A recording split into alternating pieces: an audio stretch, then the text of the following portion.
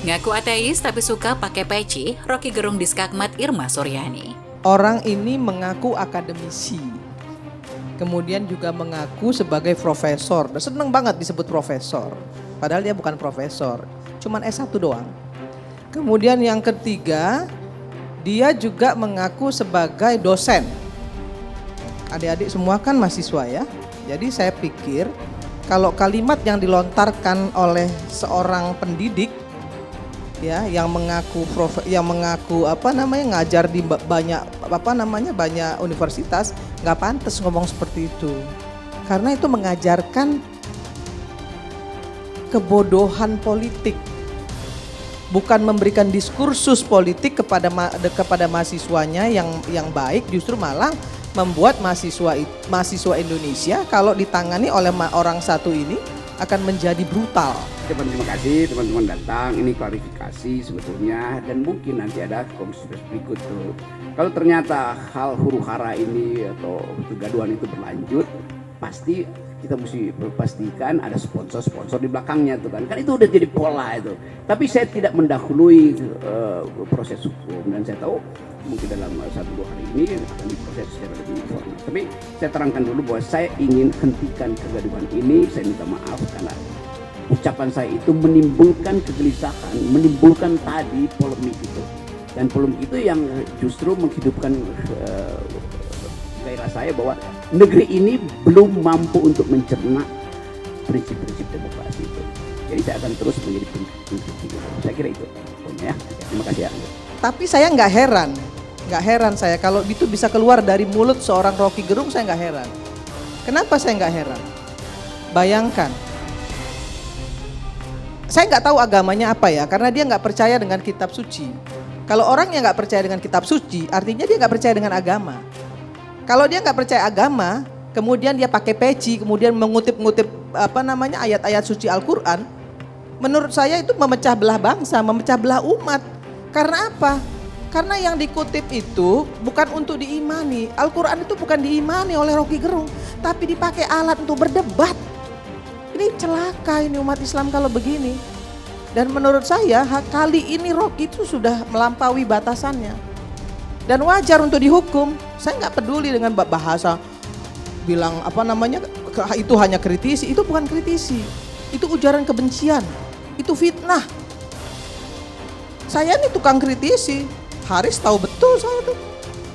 Di DPR siapa yang nggak tahu saya? Mau pemerintah seperti apa? Kalau itu salah saya bilang salah. Kemarin aja undang-undang kesehatan begitu diundangkan, kami dari fraksi Partai Nasdem kami setuju dengan catatan. Apa yang tidak kami setujui? Yang namanya mandatory spending. Kami tetap fair. Kami tetap melakukan kontrol sistem yang efektif kepada pemerintah, tapi bukan mencaci maki. Ya, jadi patut orang ini dipenjara. Kenapa? Karena memberikan diskursus politik kepada mahasiswa yang buruk dan kemudian memecah belah umat. Saya sebagai muslim gak terima juga. Anggota DPR dan fraksi Partai Nasdem Irma Suryani Caniago heran dengan klaim-klaim bombastis terkait gelar akademik yang sering ia klaim di mana-mana. Orang ini mengaku seorang akademisi dan profesor, padahal dia bukan profesor. Senang dia tuh kalau disebut profesor, pendidikannya cuma S1 doang, dia ngaku dosen. Kata Irma dalam sesi diskusi catatan demokrasi.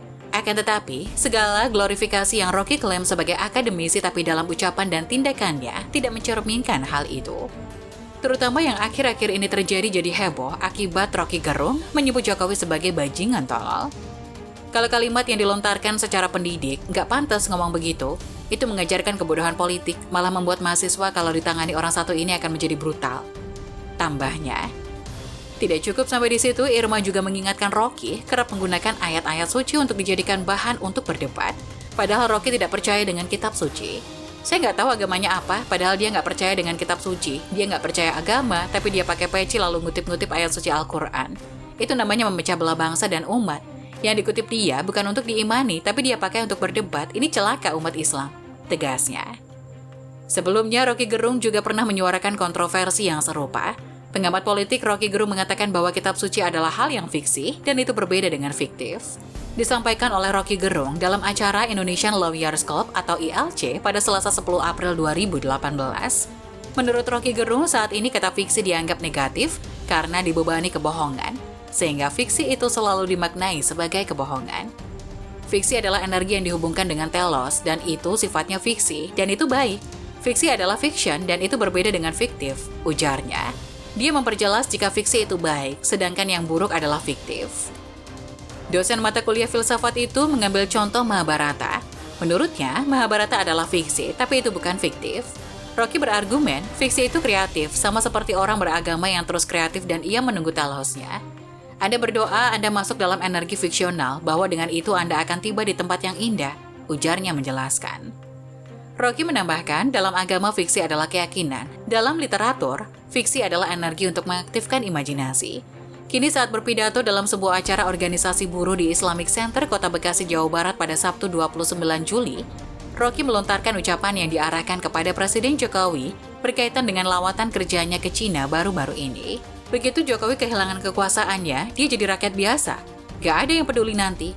Tapi ambisi Jokowi adalah mempertahankan legasinya. Dia masih pergi ke Cina buat nawarin IKN. Dia masih mondar-mandir dari satu koalisi ke koalisi lainnya untuk mencari kejelasan nasibnya.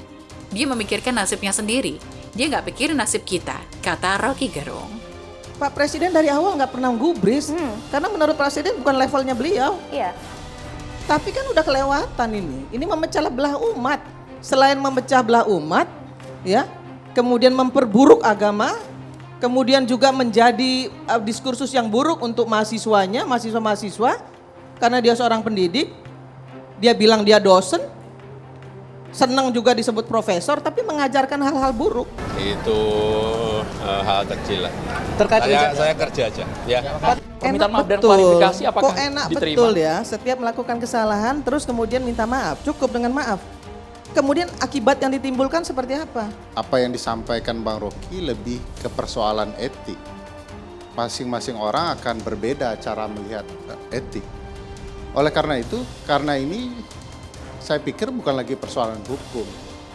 Kalau kita lihat konteks pasal-pasal yang dikenakan ke Bang Rocky, kan ada tahapan-tahapannya ya. Pertama mau dikenakan delik penghinaan terhadap presiden. Karena delik aduan tidak mungkin presiden datang sendiri.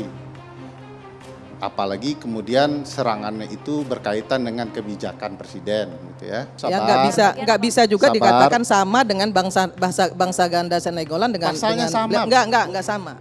Ini pasal ini nggak sama. Pasal yang Rocky Gerung ini melakukan fitnah. Oke, Boleh kita pasal apa yang tuntaskan dulu? dimaksudkan? Ibu Irma ditahan dulu, dari tuntaskan mana dulu. Uni tahu fitnah? Uni yang difitnah. Loh, siapa yang difitnah? Jadi melihat kasus Pak Rocky Gerung itu adalah suatu bentuk kasus terhadap penghinaan sebagai subjek presiden dan sebagai subjek Pak Jokowi. Di dalam ketentuan perundang-undangan, ketika sebagai subjek Pak Jokowi merupakan delik aduan, di mana kalau delik aduan itu yang mengadu.